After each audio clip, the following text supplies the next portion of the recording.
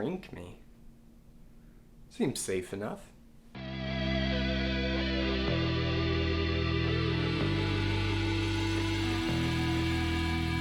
Alice in Wonderland. So Alice in Wonderland came out in 1951 and is the second movie of Disney's Silver Age of animation. And Alice in Wonderland is an interesting choice to come out around this time because Disney has always had a fondness for Lewis Carroll's Alice's Adventures in Wonderland, and also Alice Through the Looking Glass. He's used Alice in Wonderland as an inspiration for a couple different Mickey shorts, and even made a series of shorts way back in the 20s mixing animation and some live action elements in the Alice comedies. And it's really those Alice comedies that got Walt Disney his start in animation even before Mickey Mouse. So it only makes sense that he would want to do a full-on animated feature starring Alice and the various characters in Wonderland. And the concept for a feature-length Alice in Wonderland adaptation has been tossed around the studio a few different times, but it wasn't until Mary Blair came into her own around this time when she presented Walt Disney with her vision of what Wonderland could look like. And if you want to know more about Mary Blair and her style, I already talked about her in my Cinderella review, so be sure to check that out if you haven't already. But it's here in Alice in Wonderland where her creativity is unleashed onto the audience. Because Wonderland is a land of madness and illogic, she's allowed to create various color combinations and various design elements and use her kind of angular but still very bright, colorful, childish influence to create a Wonderland that's full of childish innocence and wonder and madness, but is also strangely threatening. And I'll talk about that threatening element more later on when it becomes more apparent. But the movie starts out pretty simple, pretty run-of-the-mill. It's Alice falling asleep during her lesson and daydreaming until she comes across the white rabbit and falls down the rabbit hole and winds up in Wonderland. The movie takes no time getting us to Wonderland. The only thing we have to sit through is a quick little boring song about the world that Alice dreams of. And yeah, it's kind of boring and slow, but as soon as that song ends, you see the white rabbit and she is full on going into Wonderland. And Alice in this movie is voiced by Catherine Beaumont, who you might recognize as the voice of Jane in Peter Pan. And she works really well in this movie because she has that kind of childish innocence in her voice, but she also has that British snootiness in her voice that contrasts well with the characters of Wonderland because the upper class quality of her voice and line delivery is so focused on rules and logic, and the other citizens of Wonderland are having none of that. And as soon as she falls down that rabbit hole, the movie wastes no time to give us some surreal imagery with this locked door that's way too small for her, so she has to eat and drink to grow and shrink various sizes, but then she cries and her tears become this ocean of water that she uses to somehow swim through the keyhole of the locked door. We're immediately introduced to the Dodo, who's probably one of my favorite characters. He's one of those characters that every time I see this movie, he grows on me a little bit more. It's just his sense of comedy and humor is just so hilarious to me because he's one of those characters that gets so hyper-focused on one thing that he loses perspective on everything else and also the context of which he's doing that one thing in the first place. And the first example of this is the caucus race. And the caucus race it cracks me up. And it may have some kind of political allegory, but I don't care. I just think it's funny that all these people are running around in a circle trying to get dry when the waves keep getting them wet. That's just classic Wonderland illogic that I'm here to see. But of course, Alice, being the only rational person in Wonderland, doesn't see the point of the caucus race, so she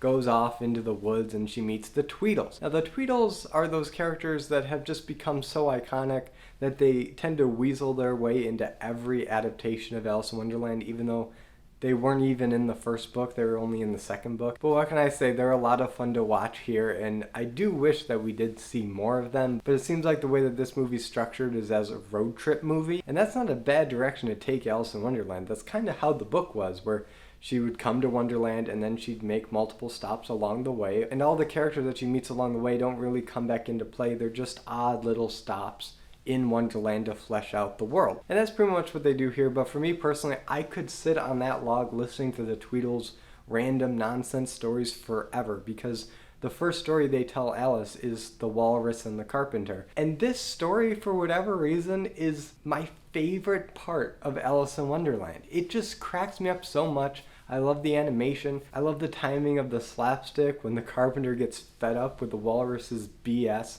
And the song that plays during this whole scene that's narrated by the Tweedles, that's actually a musical version of the original poem from the book, is just perfect. It's catchy, it's upbeat, but still a little sinister, which is pretty much par for the course with everything in Wonderland. I feel like The Walrus and the Carpenter could have been its own series of shorts, kind of like the Looney Tunes or Tom and Jerry, that these two characters have such personality. And I don't know how much of their personality is Disney influenced or how much of it was in the original book, but these characters are golden. But sadly, the stuff with the Tweedles has to end at some point, and Alice finds the White Rabbit again and runs away chasing him. And she comes to the home of the White Rabbit where she eats some food and becomes big. And then they call the Dodo, who brings up Bill, the lizard with the ladder. And this scene is not the best scene in the movie. That is still The Walrus and the Carpenter. But this scene where they try to smoke the monster out and the song that accompanies it is good. And like I said earlier with the caucus race, the Dodo just cracks me up. His line delivery is perfect. For instance, when Bill goes down the chimney to try to get the monster out and the soot makes Alice sneeze, so then pew, he gets launched up the chimney like a rocket, and the Dodo's just like, well, there goes Bill. That just makes me laugh every time. And then the fact that the Dodo tries to burn the White Rabbit's house down in order to kill the monster, and the White Rabbit is both protesting him and also helping him. It just fits the tone of Wonderland so well because nothing makes sense here. Everything is drawn on emotion and whims and impulses, and nobody really sits down and thinks about why they're doing things. They just do them. And that's something that's actually really hard to capture in a narrative movie, and I think this version of Alice in Wonderland may be the best version out there in that regard, because unlike Tim Burton's reimagining, this movie doesn't try to insert rules and logic and plot and character motivation into the story. It just is Wonderland. It's madness, it's goofy, it doesn't make sense, and it frustrates Alice. And whenever someone tries to do something else with Wonderland, it never really works because Wonderland is such a niche concept that when you start applying rules and logic to it, it just breaks the whole story. But then we come to what may be my least favorite part of Alice in Wonderland, and it's the golden afternoon. It's when she meets the flowers, and they all sing an admittedly pretty catchy and pleasant song, but for me it's just kind of boring. It just feels a little too long, and surprisingly the flowers just aren't very interesting characters. I don't know, aside from the character designs and some of the wordplay that's thrown in here, there wasn't a whole lot of creativity put into this segment, so I'm just gonna move on. So the next stop on this road trip through Wonderland is the caterpillar, Absalom, I think. They never really give him a name in this version, they just call him the Caterpillar. He's credited as the Caterpillar, and he's played by Richard Hayden, who you may know as Uncle Max from Sound of Music. And yeah, he seems like the type of person that would play this character. And this scene is basically straight from the book, and you've seen this scene played out many, many times. He's sitting on a mushroom, he starts telling some riddles and some recitations, and who are you? And Alice doesn't have a straight answer. And it's here where I really want to talk about some of the darker aspects of Alice in Wonderland, because Wonderland is a threatening place. And I don't mean threatening in the sense where it's dark and edgy like the Tim Burton version where Alice has to cross a sea of decapitated heads. It's not like that. It's just threatening in the way where you never know what's gonna set a character off, when they're just gonna snap and start screaming at you like you're the insane person. Because as moody and sometimes cruel as the characters that we've met previously have been, none of them has ever really shouted in Alice's face before. And the caterpillar is the first instance of that, where Alice feels like she's not entirely safe, where this world of fun and madness and creativity stops being just that. It stops being fun, and she starts to realize that maybe some rules and some standards should apply to society. But the madness just continues when she meets the Cheshire Cat, played by Sterling Holloway. And Sterling Holloway has appeared in so many Disney properties. He was the mouse in Aristocats, he was Winnie the Pooh in Winnie the Pooh, he was the stork in Dumbo, he was Kaa in the Jungle Book. You know his voice. And sometimes when I hear his voice in Disney property that isn't Winnie the Pooh, it feels out of place. It feels like I'm just hearing Winnie the Pooh's voice. But here is the Cheshire Cat. It weirdly fits, where for the first time I don't hear Winnie the Pooh's voice. I just hear the Cheshire Cat, this weird smiling schemer that can disappear at will, where he likes to cause trouble, but he also kind of wants to help Alice. And the frustrating conversations that ensue between these two characters are great and completely within character. But now let's talk about the part of the movie that everybody remembers, probably the most marketable part of Alice in Wonderland, the Mad Tea Party. Yes, it's here where we meet the March Hare and the Mad Hatter, played by the amazing Ed Wynn. And yeah, this scene is great. The Unbirthday song is catchy. The variety of jokes that they can make with various pots of tea and cups of tea and toppings, you know, sugar and honey and mustard. Mustard? Don't let's be silly. And funny enough, when they filmed this scene live action for reference for the animators, Ed Wynn was there and he gave a great Mad Hatter performance because it was live on stage and he could act and move and get animated in his character. And then when they went to record his lines clean in an audio booth, he didn't give as good a performance, so they just ended up using the audio that they recorded from the live session. And unless you listen really carefully for the audio quality of his voice compared to any of the other characters' voices, you really couldn't tell. And the performance he gave there is amazing. It may be the best Mad Hatter performance anyone's ever given. It's like he was born to be this character. And what's great about this Mad Tea Party scene isn't just that it's the characters being goofy and mad and having fun, kind of like how we got with the Flowers and the Tweedles, where they just kind of did their thing and Alice sat back and watched. But Alice has to constantly try to engage with these people because they're asking her questions and she's trying to give them responses, but again, they're both mad, so they're not really taking in what she has to say. They're interrupting, they're changing the subject, they're doing all these kinds of things.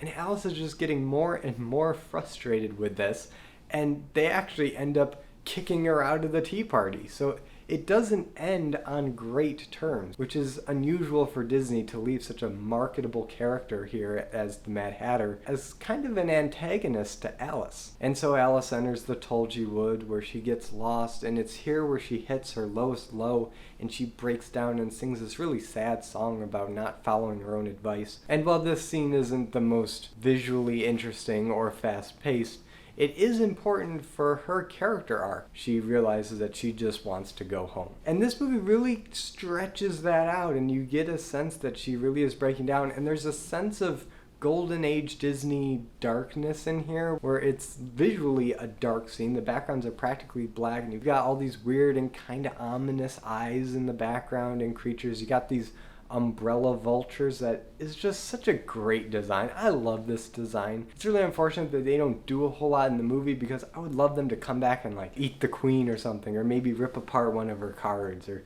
I don't know, I just think these vultures deserve better. But anyway, she breaks down and all of the characters kind of back off and leave her alone, only for the Cheshire Cat to come in and save the day, kind of. True to form, he just leads her into more trouble by taking her to the queen because he says that all ways are the queen's ways, and if she wants to get home, she's got to go see the queen. So he takes her to see the queen, and this is where we get the full madness and threateningness and tension of Wonderland fully realized. And it starts with three cars trying to paint white roses red, and Alice joins in because they're scared that they're going to get their head cut off if the queen sees white roses in her garden, which of course she does, and then all the cards start blaming each other, and ultimately they all get their heads chopped off, although we never actually see the heads getting chopped off, but we never see those cards again. We don't know what happened to them. I don't know, maybe the vultures did get to them, who knows. But Alice finally gets to meet the Queen of Hearts, and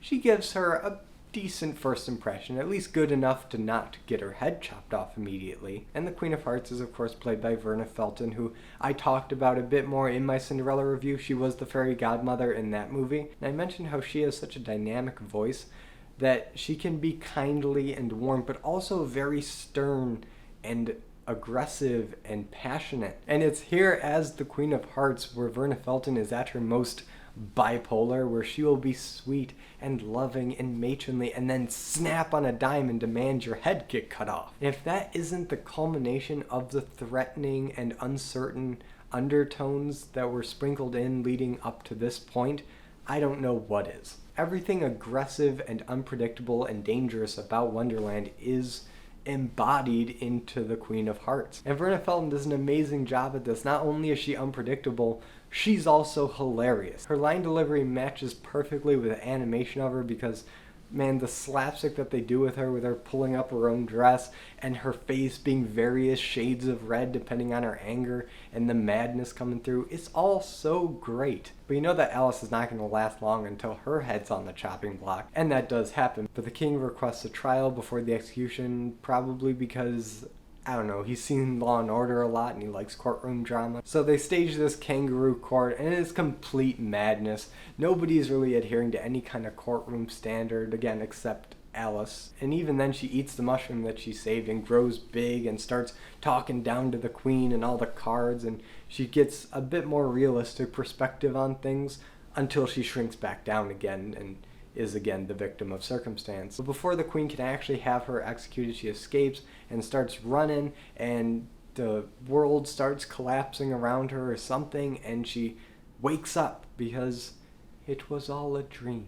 Now, I haven't read the entirety of Alice's Adventures in Wonderland or really any of Alice Through the Looking Glass, but I'm going to give this movie the benefit of the doubt in that that's how the book ends, is that she woke up from this dream. If I'm wrong, leave it in the comments below, but I'm willing to excuse this kind of how I excuse it in The Wizard of Oz, because it's not just the whole "it was always a dream" shtick that we've seen done really poorly in a bunch of other media, because she actually learns a lesson, just like how Dorothy learned a lesson in The Wizard of Oz, and it's that she appreciates something in her world that she took for granted before. In this case, it was the rules and standards and expectations, even though in that time it was very limiting, especially for women. But at the same time, total madness is not the right way either. There's a compromise that needs to happen. And when this movie ends, you see that happen. You see that compromise take place. And that's why I don't mind so much that this movie took the dream approach, because it's not like everything that happened before didn't happen. It did to her. And that's why it works for me. But now I turn it over to you guys. What do you think about Alice in Wonderland and the approach Disney took in bringing this to animated life? Whatever you think, comment below, and if you like this video, be sure to give it a like and subscribe for more content, and hit the notification bell to be notified every time I upload a video. And as always, I'm Colby. This is my nerdy talk, and I'll see you in the next video.